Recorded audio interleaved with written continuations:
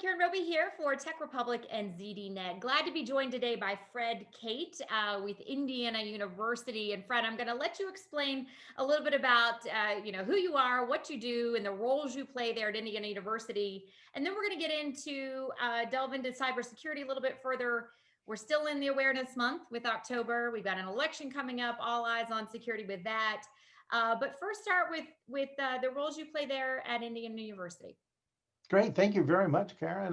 I'm Vice President for Research, Mhm. but for 30 years, I've been a professor at Indiana University in the School of Law, and I was the founding director of the Center for Applied Cybersecurity Research. So what I do, which is a little different than a lot of other cybersecurity people, is really coming at cybersecurity from a policy and a usability point of view. So as I mentioned, Fred, the election's just right around the corner. I mean, we're almost there. And so when we talk about security, we think so much about that because we hear so much about it, right? I mean, we're hit with this all the time in the news. But we were talking before this recording here just about how we can't take our eyes off our own security needs. I mean, what is it that concerns you the most in that realm? I know that's a broad question, but kind of try to bring it down for us a little bit if you could. Right. So let me say first, I mean, everything's secure. Everything has a security issue. And so everything worries me. Mhm. And it's important to keep that in mind, as you say, because even though we're talking about the election, it won't really matter if we secure the election, but we lose everything else. Now, in terms of where we're looking specifically, I think one big concern is that, of course, we're all working online, like you and I are right now. And so it suddenly means we're dependent on a digital infrastructure more than ever, and we're dependent on our home infrastructure.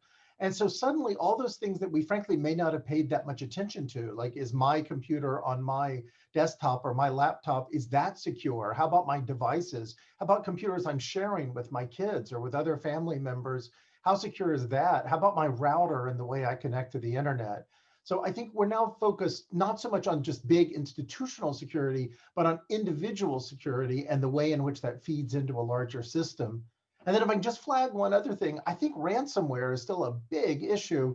And we see ransomware, of course, it affects individuals and it affects many others, but it affects a lot of healthcare institutions, hospitals, city governments, and many times those kind of smaller businesses, businesses who don't have a security officer. They may not even think about security. And suddenly they find they can't get to their computers, they can't get their records, they can't get their credit card machine to work. Now they've got trouble. And so particularly with the holiday season coming, when you were really even more dependent for commerce on these technologies, I think ransomware is something to be really attentive to. And that can be so scary, Fred. We talk about this and work in this environment a lot, so we understand it a little bit better than the average person. But when you talk about ransomware, and not always hitting, a huge company, but even some smaller ones. I mean, and they're in many cases forking out hundreds of thousands of dollars to gain access to their systems again. I mean, it can be truly devastating. Yeah, you're absolutely right. And it's something that has really evolved. And so although some people say, well, and ransomware is sort of declining, that's not really true. It may be the number of compromised computers is declining, but the ransom numbers are going up. The impact of ransomware is going up. And so I think there's good reason to be concerned. And we've seen a lot of highly publicized attacks against cities and hospitals and what I think of as sort of public sector institutions that we all count on, and suddenly they're not available. They're not working. You can't book a court date. You can't pay a parking ticket. You can't get a permit to build. And this is a real drain on the economy, and it's a real threat because what happens in a lot of cases is people are paying the ransom. The ransom numbers are going up. This then, of course, creates more incentives for people to engage in the ransomware business if they can get the ransom paid. Absolutely, it does. And Fred, when we talk about where companies tend to be vulnerable and obviously having their passwords aren't secure, they aren't using connecting to VPN, whatever that. But social engineering, I mean, the criminals obviously know how to take advantage still when it comes down to the human factor, which can be difficult for leaders within a company to get their employees to understand just how easily they can be manipulated.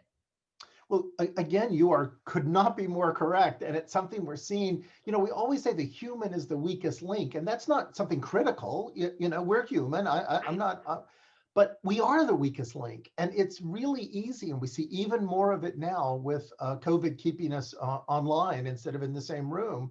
When you get that email or you get that text that purports to come from your boss or from the CEO, and it says, I need something, do something, wire this money, transfer this, make this payment.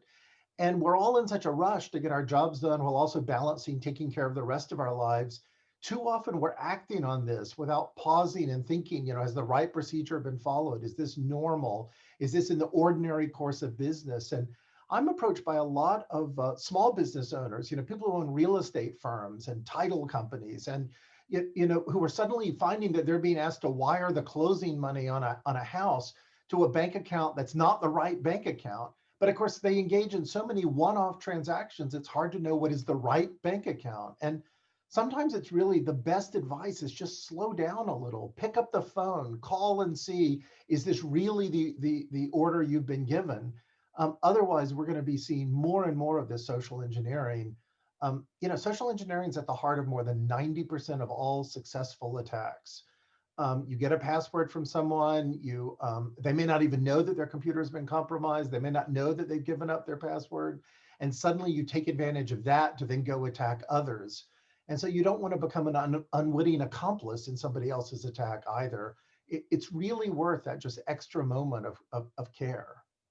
Yeah, and like you said, which I think is really interesting, or it's simple, sounds simple, but it is true. If you just slow down for a second and pick up the phone, which of course a lot of us just don't do anymore. It's just easy to get on and shoot that email over, but just stopping, pick up the phone and confirming where you're sending money or sending that email to, or whatever it may be, could certainly save yourself a lot of trouble. When it comes to cybersecurity, Fred, I think a lot of people think, just the average person, that things are just taken care of or that things are secure. And as we know, they're truly not. We're all vulnerable. But what is it that, just the average person, talk first about the average person in America. What can they do? What should they do to be pressing leaders, those who can make decisions in legislation and that kind of thing? What can they do? So let me say, I think there are two sets of actions that we all ought to be thinking about. One is, what do we do to secure ourselves? Recognizing that good cybersecurity is a partnership. We got to play our role. Even the best cybersecurity tools will be instantly eliminated if the user turns them off or does something to get around them. If I give my password to someone, if I share it with my kids, if I tape it to the bottom of my laptop, all of these are things that there's nothing the government can do to protect me from. And so I think we should be aware of our own individual responsibilities in the fight to keep our data, to keep our systems secure. But I also think we should expect more out of government and industry as well. And in other words, we now get in our cars and we sort of take it for granted they're secure. They have airbags, they have seat belts, they have anti-lock brakes, they have all these things, all of which are now required by law. It took law to get there. We didn't get there alone. And I don't put my own seatbelt in a car. I don't put my own airbags in a car. I buy it and expect it to have those tools. And so it seems like we should be pressing our political leaders. We should be agitating more on social media. We should be working in, again, starting in local areas, chambers of commerce.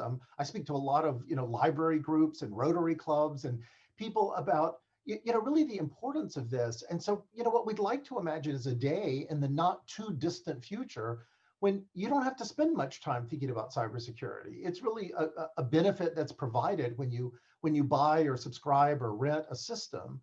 And for that to happen, I think we're going to need a little bit more market pressure and also probably some regulatory pressure to get better security built in.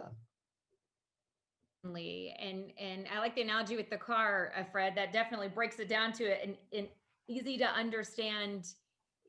Like you said, you're not going to put your own airbag in your car. You expect it. It's going to be there, and it's regulated to be there. So that takes care of it for you. Do you think that when we talk about whether it's the average person or when you do go to Rotary meetings, let's say, and you're talking to some C-suite individuals there from some big companies, do you think that they are afraid to take this on? Is it something that still seems like it hasn't really gotten through yet? Where are we? Where's our sensibility when it comes to cybersecurity? Yeah, I think it's gotten through to the C-suite in most places. And I think people worry about it. Frankly, even people who don't necessarily have the knowledge or the resources to deal with it, I think they worry about it. I think again, we've kind of treated cybersecurity though like it's idiosyncratic. Like there'll be your cybersecurity and my cybersecurity, and everyone will have their own cybersecurity. And it's not going to work that way. In other words, the bad guys are cooperating. They're using the internet to supply each other with attack tools. Most phishing is done with a handful of phishing kits that are just downloaded from the web. Most ransomware is done with just a handful of ransomware kits that are downloaded from the web. You don't have to be a computer scientist to launch a good cybersecurity attack. So we need to start standardizing responses more. We need to know that they're basic tools built in. We need to know that they're basic responses that will work, and not expect everyone to do it on their own. Now, there are things we can do to help facilitate that, like use good antivirus software. That's what I mean by standardizing it. I don't have to figure out what it is. I just go buy it and I let somebody else figure out what it is and do it. But I think we should expect more of that from industry leaders, and frankly, more from the government. So that the government, for example, might set standards, especially for critical industries. What we ought to see more than just the very limited federal steps we've seen related to healthcare and financial services, to apply more broadly, so that really consumers would be able to expect that there would be good cybersecurity. I mean, long ago, I heard an industry executive related to Amazon say, we would turn on dual factor authentication by default if we were required to, but if we do it and we're the only ones who do it, people will go shop elsewhere. And I took that as an industry executive begging for regulation, saying, look, level this playing field. Say, if you sell directly to consumers, you must require multi-factor authentication. We know how to do it. We see it all the time in banks where it is required. Why don't we see it everywhere? We see things stolen out of the iCloud. Again, not because the passwords were compromised, but because the passwords were shared or given away or guessed because they were pet names or child names or other things that were easily ascertained.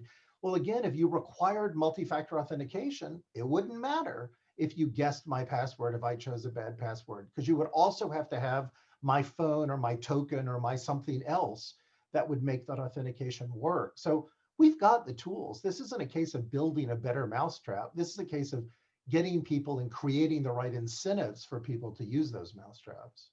Yeah, most definitely. And in closing, Fred, here, it would seem, if the message being sent to these criminals, the hackers that are looking to do this and trading information and helping each other get what they need to get to commit their crimes. I mean, the message sent, it seems, is, hey, keep doing it, because unless we regulate this and help out the average person, the large enterprise, and everybody in between, I mean, they're going to keep doing it, right?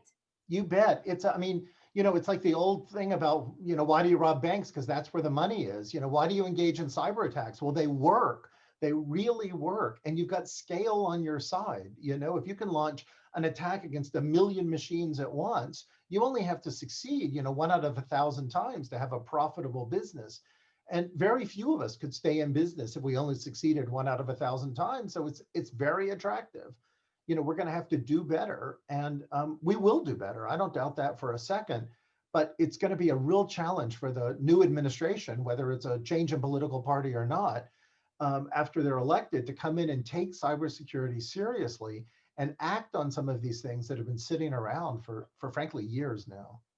Yeah, most definitely. Well, Fred, and we could talk about it for days. There's so much to this, so much that needs to be done. So certainly, we'd like to follow up with you, a couple months down the road, whether or not the reins change hands or not in Washington. It's the problem is there. It's going to persist, and whether or not things happen, that's something we need to be staying on top of and talking about. So we look forward to talking with you again, and we appreciate you being with us. Thank you very much. It's been a pleasure. Thank you. All right, guys. Well, for all of you out there watching, thanks so much for being with us here today. For much more on cybersecurity and what you need to know, make sure you log on to Tech Republic and ZDNet. Thanks for watching.